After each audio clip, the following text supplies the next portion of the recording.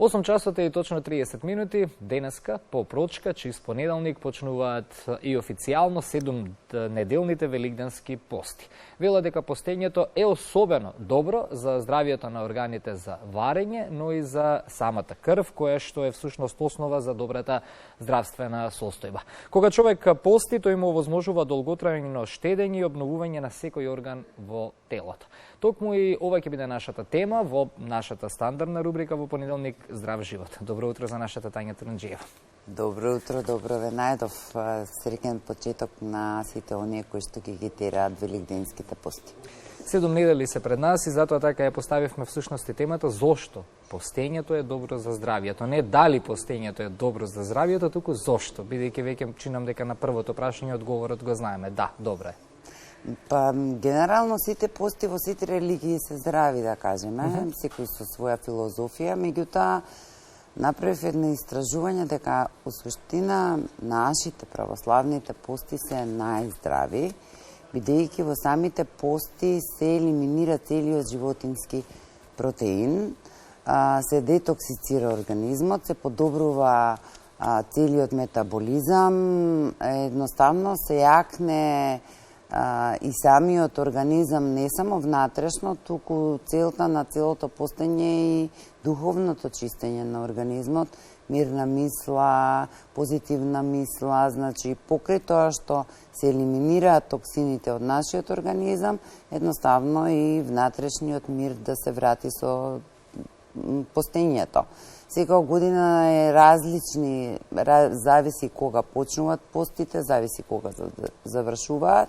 Генерално се некаде околу 48 до 49 дена и има некои правила кои што се поставуваат, односно дефинитивно елиминирање на животински протеини, што значи дека нема месо и млечни производи во самиот пост и оној кој што ќе реши да пости, да го прави тоа со задоволство, пред се не од помодарство, затоа што во последно време некако постам затоа што е модерно или затоа што некој друг пости, па треба и јас да постам. Тоа е сосем апсолутно погрешно во целата филозофија околу постењето.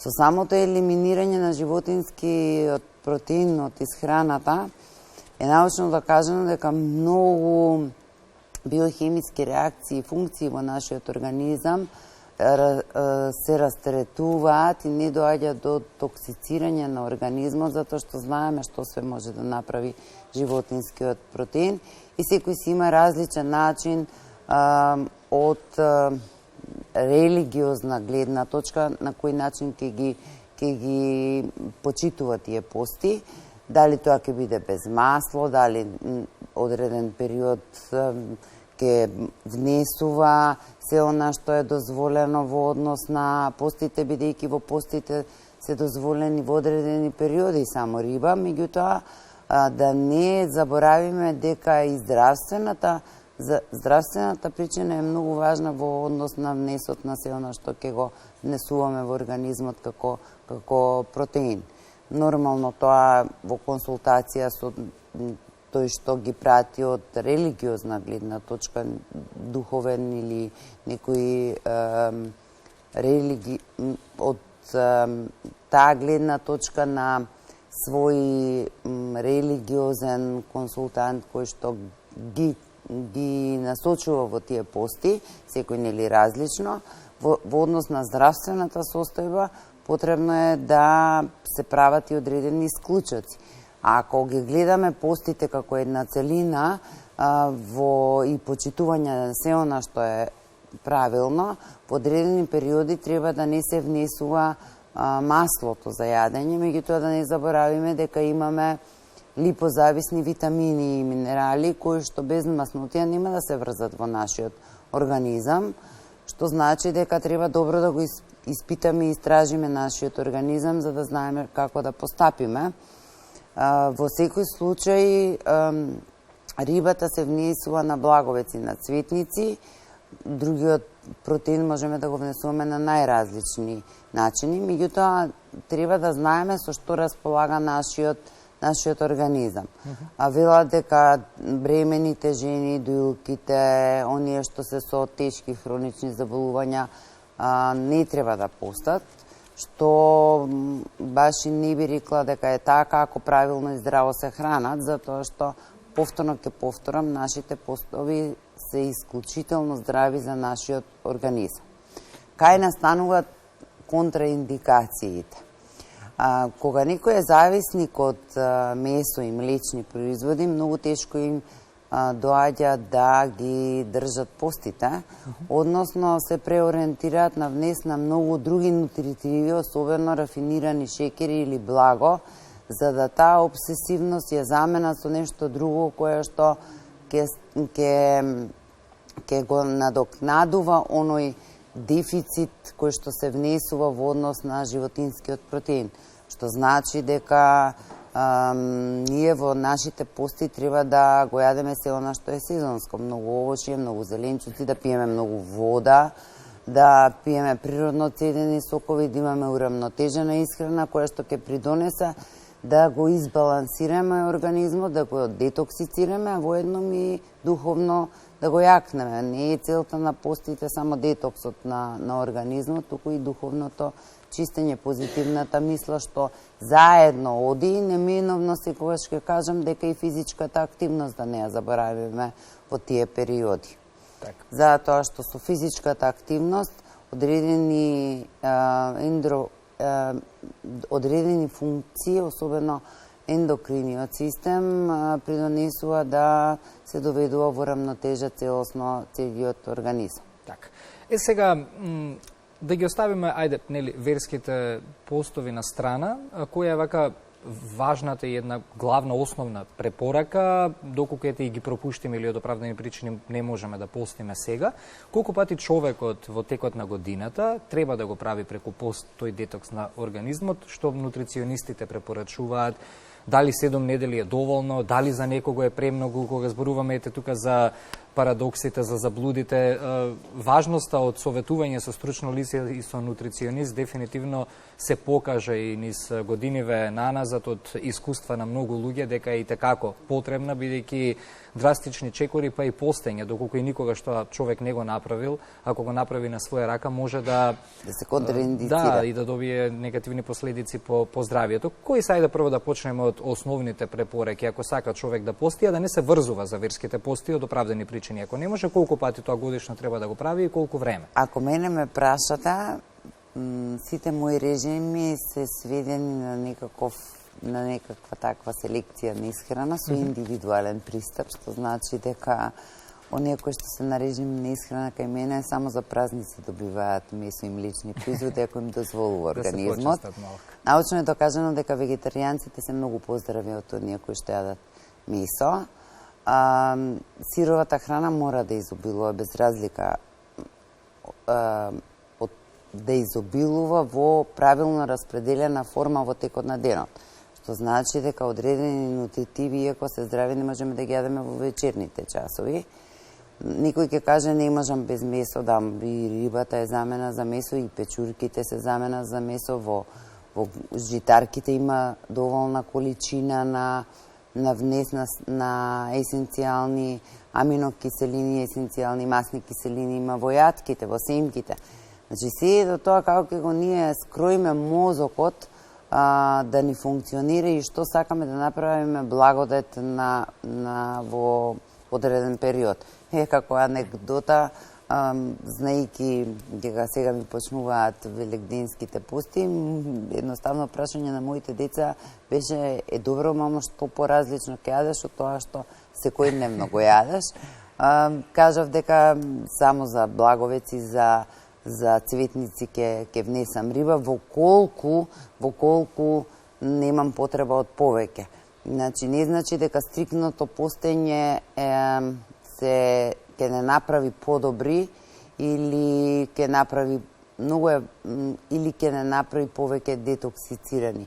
Факт е дека ќе имаме благодет, затоа што ќе селектираме многу исхрана, меѓутоа да внимаваме таа селекција на исхрана во однос на животинскиот протеин со што ќе ја замениме. Ако ја замениме секој ден со бел леб, со компир, ќе дојде до качување на килограмите или до некој детокс на организмот или масовно изгладнување ако организмот не е подготвен за сето тоа, бидејќи знам дека има и такви кои што и на таков начин постат. Тоа е се до умот и мислам дека периодот е намене точно да дојде детокс на организмот од се она што е претходно направено во самиот организам со внес на периодот, токму се создадени овие пости за да го подготват нашиот организам од зимскиот период во пролетниот, кога во пролет искачаат најразлични анемии или алергии, за да го подготват нашиот имунен систем, за да може да го адаптираат на пролетно-летниот период. И во лето има пости, во есен има пости, што значи дека сите оние од нивна религиозна гледна точка, ако постатите како ќе си придонесат на организмот да имаат благодет. Меѓутоа, да биде на здрава основа направено, со многу внес на свежи ензими, новош и на зеленчук, задолжително водата која што е многу важна да не се заборава, природно цедени сокови и на начин кој што они сметаат дека сето тоа треба да го направат како пост. Да не го прават од помодарство, туку да го направат чисто за себе, за еден генерален детокс на организмот, особено е доволно предвиден периодот временски за да може да се направи од 60 до 90 дена е генералното чистење на организмот и растретување на сите витални органи, вклучувајќи го и ендокриниот систем, за да може да постави рамнотежа на нашиот организам и да имаме благодети. Но по завршувањето на постите и после таквиот детокс, и како многу треба да се внимава со внесување на великденското јајце или внесување на големи количества на јајце или на масноти, затоа што може да дојде до несакани ефекти, особено оптеретување на жолчното кесе, оптеретување на дигестивниот систем, создавање на најразлични состојби и воспалување, па дури и панкреатити од преголем внес на наглон на животински протеин, туку да се адаптира самиот организам на се она што е по завршувањето на постите. Постите секогаш се здрави, затоа што на индиректен начин, без разлика од кој тип на религија припаѓаме, прават чистење на организмот како органско, така и духовно. Убава поента кажавте да се внимава со белиот леп, со компирот, бидејќи да, многу луѓе, дефинитивно, низ годините назад... Нација која што многу јаде бел леп. Да. И да, се компензира месото со белиот леп. И важно е да се каже постам, меѓутоа... Колку здраво постам. Подобро ќе јадам месо во ситуацијата отколку бел леп, ако треба да бирам помеѓу двете... Па не би рекла дека и квалитетноста на месото е секогаш познато под знак прашање. Сакам да кажам дека целата филозофија е во тоа што ќе јадеме.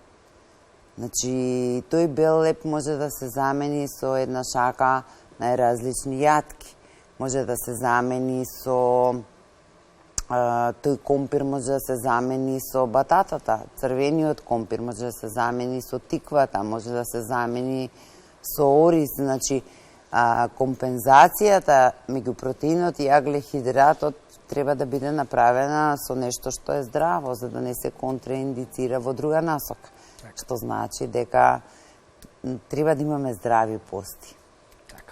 А под здрави пости секако се подразбира, јас си поучен од лично искуство, тоа го кажувам, и консултација со стручни лица, бидејќи откажувањето од месо не значи откажувањето од протеини. Да, напротив, протеините се доста важни за функционирањето на организмот за здраве. Да, но протеините ги издвојувам како личен пример, бидејќи јас кога решив да едно време или да постам без месо и слично, не се консултирав пред години и години како тој протеин да го компензирам, како да го внесувам во себе и малку чинам дека го нарушив здравјето, попаѓајќи од лични примери, чинам дека и тоа и поентата секогаш ако не знаете, нели, и не сте доволно информирани како треба, обратете се да точно индивидуалниот пристап. Индивидуалниот пристап, значи не е важно секогаш во организмот да се внесуваат само протеините. И аглехидратите Баланс. играат улога, и мастите Да. играат улога, и свежото овошје, и свежиот зеленчук. Значи, треба една уравнотежена и избалансирана исхрана во која што ќе бидат присутни сите можни елементи што му требаат на организмот. Ние не можеме да функционираме ни без шекери, а шекерите се делат на три врсти. Јаглехидратите се делат на моносахариди, дисахариди и полисахариди. Прашање е кои шекери ќе ги внесуваме во организмот. Че ние сме еден софистициран систем на кој што му треба се. Ама му треба правилно и индивидуално во однос на потребите на здравието, во однос на се она што ни треба во тој момент и нормално да биде заосновано на 3 оброка дневно, кои што сами ќе си ги испланираме према дневниот биоритам, без да се лимитираме временски и количински, затоа што функционираме на принцип на дневен биоритам, без да си го нарушиме собственото здравје. Што значи дека оној кој што сака да пости, треба и здраво да пости. Благодарам за гостувањето, благодарам за советите.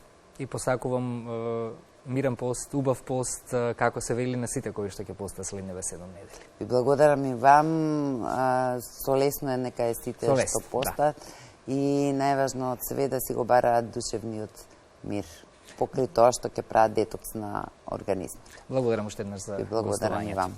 Секогаш наш драг соговорник Тања Турунџиева, тука ќе го заокружиме денешните минути за рубриката Здрав живот.